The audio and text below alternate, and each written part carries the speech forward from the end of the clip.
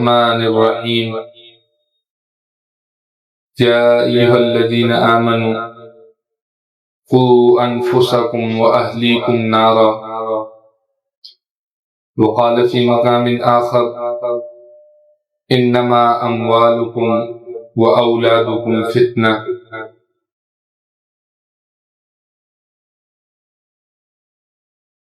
صدق اللہ العظیم۔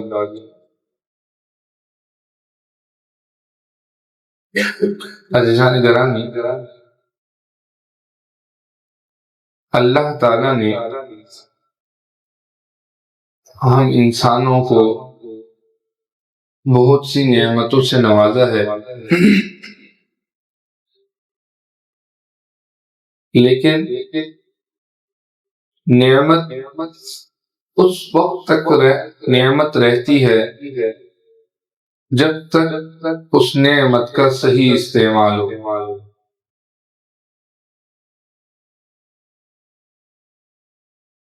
جب نعمت کو غلط استعمال کیا جائے تو پھر وہ نعمت نہیں رہتی، بلکہ پھر وہ زحمت بن جاتی ہے۔ مثال کے طور پہ دودھ ہے، گھی ہے، اللہ کی نعمت ہے، لیکن اگر کوئی انسان اس کو حد سے تجاوز کر کے پی لے، استعمال کر لے، تو وہی نعمت اس کے لیے زحمت بن جاتی ہے۔ یا اللہ نے کسی انسان کو بھرپور جوانی دی ہو، خوب طاقت دی ہو، اب وہ زمین پر پیر مار کر چلتا ہو یا دیوار کو ٹکرے مار کر چلتا ہو اپنی جوانی کا زور دکھانے کے لیے، تو کیا ہوگا؟ وہ اپنے آپ کو نقصان دے گا، اپنا سر پھوڑے گا، اپنا پاؤں زخمی کرے گا۔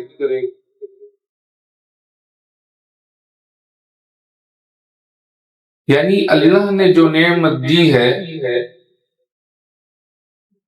تو اس نعمت کا صحیح استعمال ہو۔ جو طریقہ اللہ نے، اللہ کے نبی صلی اللہ علیہ وسلم نے ہمیں بتلایا، اس طریقے سے استعمال کی جائے۔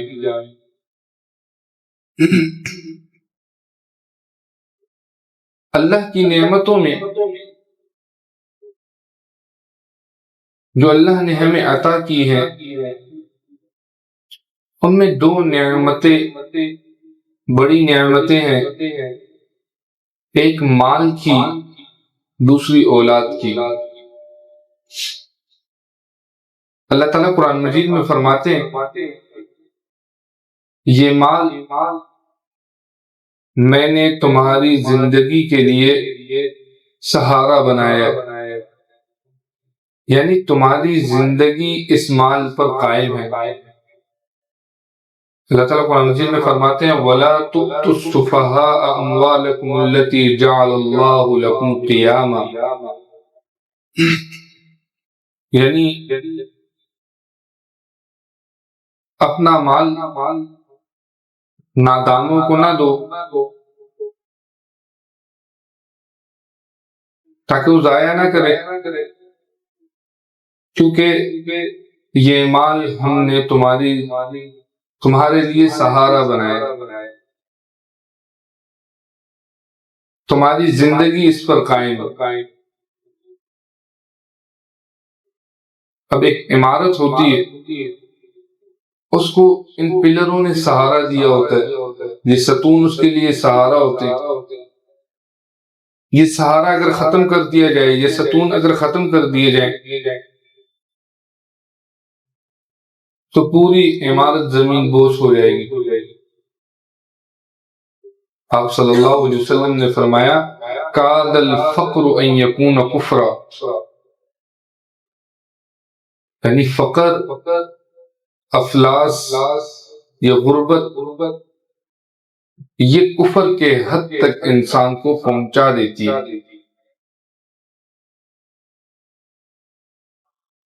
اللہ کا بڑا کرم ہے کہ اللہ نے ہمیں اس نعمت سے نوازا ہوا ہے، یعنی آج بھی اگر ہم سندھ کے تھر کے علاقوں میں چلے جائیں یا افریقہ کے جو غریب علاقے ان میں دیکھا جائے تو یہ قادیانی لوگ، یہ غیر مسلم لوگ چند پیسوں کے بدلے میں ان سے ان کا ایمان چھین لیتے،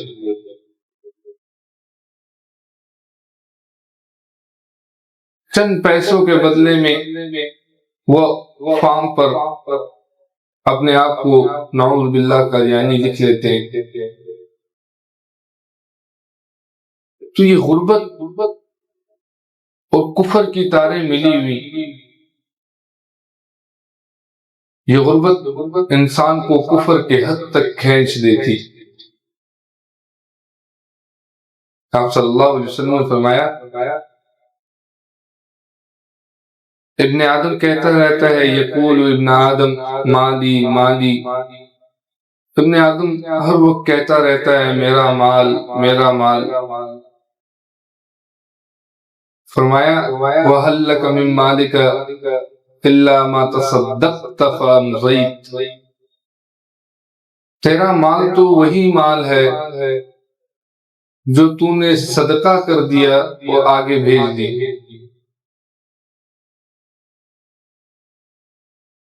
أَكَلْتَ فَأَفْنَيْتَ، تیرا مال تو وہی مال ہے جو تو نے کھا کے فنا کر دیا، ختم کر دیا۔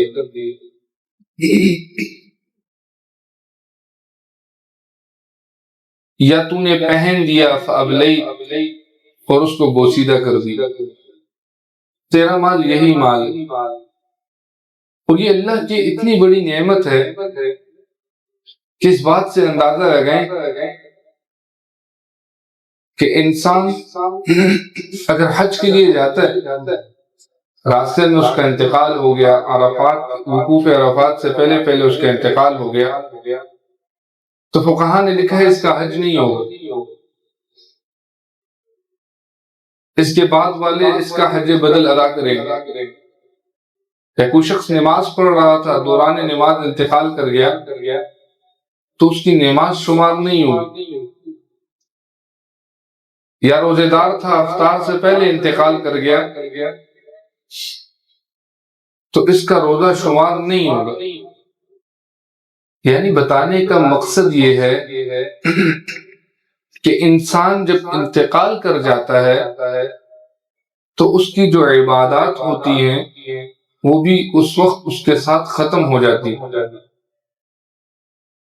لیکن تین عبادتیں ایسی ہیں کہ انسان کے مرنے کے بعد بھی اس کے ساتھ چلتی رہتی۔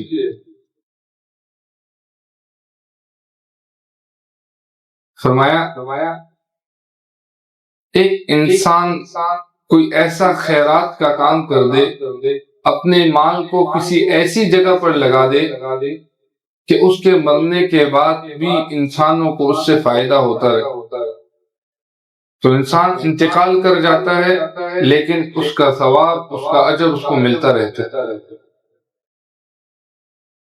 اسی طرح جو انسان نیک اولاد چھوڑ کر جاتا ہے تو اگر ان کی تربیت اچھی کی ہو، اللہ کا دین سکھایا ہو، نماز روزہ زکوٰۃ سکھائی ہو، اسلامی تعلیمات دی ہوں، تو وہ جو نیک کام کر رہے ہوتے ہیں اس کا ثواب بھی اس کو مل رہا ہوتا ہے۔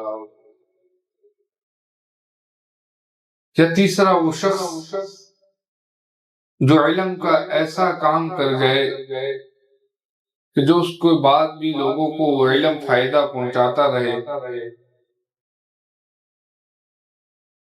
تو مال اور اولاد انسان کی، اللہ نے انسان کو اتنی بڑی نعمتیں دی ہیں کہ یہ انسان کے فوت ہو جانے کے بعد بھی اس کے لیے فائدہ مند رہتے، ان کو فائدہ دے رہے ہوتے ہیں۔ لیکن نعمت جتنی بڑی ہو اس کے بارے میں قیامت والے دن اتنے ہی سخت سوالات ہوں۔ اللہ تعالیٰ قرآن مجید میں فرماتے ہیں لَتُسْأَلُنَّ يَوْمَئِذٍ عَنِ النَّعِيمِ، تم ضرور پوچھے جاؤ گے نعمتوں کے بارے میں۔ آپ صلی اللہ علیہ وسلم نے فرمایا کہ جب تک قیامت والے دن انسان 5 سوالوں کے جواب نہ دے دے اس وقت تک اس کے پاؤں زمین سے ہل نہیں سکتے، یعنی وہ انسان اس وقت تک جنت کی طرف بڑھ نہیں سکتا۔ سب سے پہلا سوال ہوگا وَعَنْ عُمْرِهِ فِي مَا أَفْنَاهُ، سب سے پہلا سوال اللہ تعالیٰ اس انسان سے اس کی عمر کے بارے میں پوچھیں گے، اس کی زندگی کے بارے میں پوچھیں گے کہ تجھے ہم نے جو زندگی دی تھی 20 سال کی، 30 سال کی، 50 سال کی، 70 سال کی، کسی مقصد کے تحت دی تھی، کوئی مقصد دے کر بھیجا تھا، بتا وہ مقصد کتنا کر کے آیا؟ یہ جو زندگی، یہ جو نعمت تجھے دی تھی زندگی کی، اس سے تو نے کتنا فائدہ اٹھایا؟ پھر زندگی کے ایک ایک لمحے کا سوال کا جواب دینا ہوگا۔ دوسرا سوال ہوگا وَعَنْ شَبَابِهِ فِي مَا أَفْنَاهُ، یہ جو تجھے نوجوانی دی تھی، جوانی والی زندگی دی تھی، بتا یہ کدھر گزار کے آیا؟ انسان کی جو جوانی کی زندگی ہوتی ہے یہ 20 سے 40 سال تک، 45 سال تک،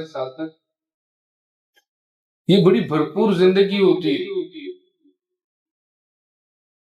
اس زندگی میں انسان جو اعمال کرتا ہے وہ اللہ تعالیٰ سونے کے بھاؤ تولتے ہیں۔ سب سے محبوب عمل اللہ کے ہاں نوجوان کی عبادت ہے۔ سب سے پسندیدہ توبہ اللہ کو نوجوان کی توبہ ہے۔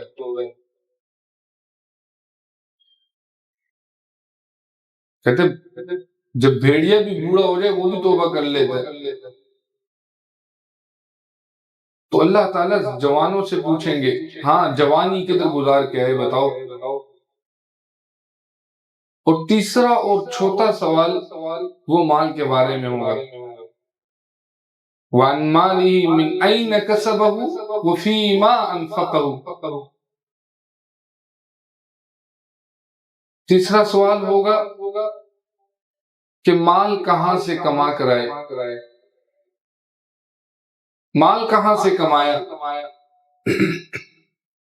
اگر اللہ تعالیٰ نے ہمیں انسان پیدا کیا ہے تو ہمیں کمانے کے طریقے بھی بتائے ہیں۔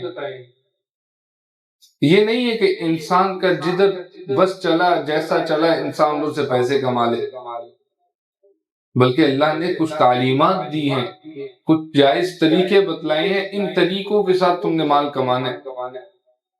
اور پھر جب جائز طریقے سے مال کما لیا پھر چھوٹا سوال ہوگا خرچ کر کے کہاں آئے۔ یعنی اللہ تعالیٰ نے جو ہمیں مال دیا ہے ہم اس کے مالک نہیں ہیں، مالک اللہ ہی کی ذات ہے۔ اللہ تعالیٰ سورۃ البقرہ کی ابتدائی آیات میں فرماتے ہیں، متقین کی علامات بتاتے ہوئے بتاتے ہیں وَمِمَّا رَزَقْنَاهُمْ يُنْفِقُونَ، ہم نے ان کو جو رزق دیا ان میں سے خرچ کرتے ہیں۔ تو جو جائز طریقے سے ہم نے مال کمایا ہے اس کا مالک بھی اللہ ہی ہے۔ جس طرح آج دنیا میں کوئی انسان اپنی بیوی کو پیسے دیتا ہے یا مالک اپنے نوکر کو، اپنے خادم کو، ملازم کو پیسے دیتا ہے، اس کا یہ مطلب نہیں ہوتا کہ اب اس کا جدھر دل چاہے لگا کے آئے، جیسے دل کرے ویسے خرچ کرے، بلکہ انہوں نے جواب دینا ہوتا ہے، ایک ایک روپے کا بتانا ہوتا ہے، یہ یہاں خرچ کیا، یہ یہاں خرچ کیا، یہ یہاں خرچ کیا۔ تو اسی طرح اللہ تعالیٰ نے جو ہمیں مال دیا ہے صرف اسی وجہ سے دیا ہے کہ جو جائز ضروریات ہیں اس پر خرچ کیا جائے، ضائع کرنے سے قطعی طور پر منع کیا۔ فرمایا ان المفسرین کان اخوان الشیاطین، یعنی اسراف کرنے والے تو شیطان کے بھائی ہیں. تو جتنی بڑی نعمت ہوگی اس کے حوالے سے اتنا سخت سوالات ہوں گے. تو اللہ نے جو ہمیں آج مال عطا کیا ہے تو یہ ہماری ضروریات میں سے ہے کہ ہم سیکھیں کہ ہم نے مال کمانا کہاں سے ہے، کس طریقے سے کمانا ہے، اور پھر خرچ کس طریقے سے کرنا ہے. یہ نہ ہو کل یہ نعمت ہمارے لیے زحمت بن جائے. اسی طرح اللہ نے اولاد کی نعمت دی، بہت بڑی نعمت ہے. اگر تربیت اچھی ہوئی ہو، اگر تربیت اچھی نہیں کی تو یہی اولاد کل زحمت بن جاتے. اللہ تعالیٰ قرآن مجید میں فرماتے ہیں یا ایھا الذین آمنوا قوا انفسکم واہلیکم نارا، اے ایمان والو اپنے آپ کو اور اپنے گھر والوں کو آگ سے بچاؤ. اب گھر والوں میں ہر وہ شخص آتا ہے جو ہمارے انڈر ہے، جو ہمارے ماتحت ہے، جس کی تربیت ہم پر لازم ہے. اور اگر اچھی تربیت کریں گے تو کل وہ جو نیک کام کریں گے اس میں برابر کے شریک ہوں گے. لیکن اگر تربیت اچھی نہ کی تو کل ان کے گناہ میں بھی برابر کا حصہ ہوگا. آپ صلی اللہ علیہ وسلم نے فرمایا بچہ جب بالغ ہو جاتا ہے تو اس کے والدین کو اس کی شادی کر لینی چاہیے. اگر والدین شادی نہیں کرتے اور بچہ کسی گناہ میں ملوث ہو جائے تو اس کا گناہ والدین کو بھی ملے گا.